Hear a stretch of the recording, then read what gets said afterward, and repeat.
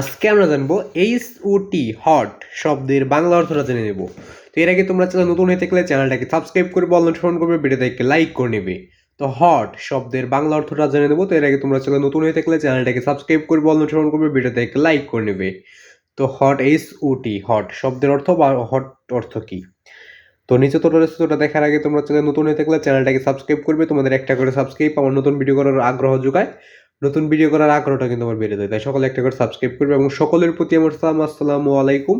যারা ইসলাম ধর্ম বা মুসলমান রয়েছে সকলে ইসলামের জবাবটা দিবে। সকলের প্রতি আমার সালাম, আসসালামু আলাইকুম। তো উত্তরটা আমরা দেখে নিই। হট শব্দের অর্থ কি? হট শব্দের অর্থ হচ্ছে গরম।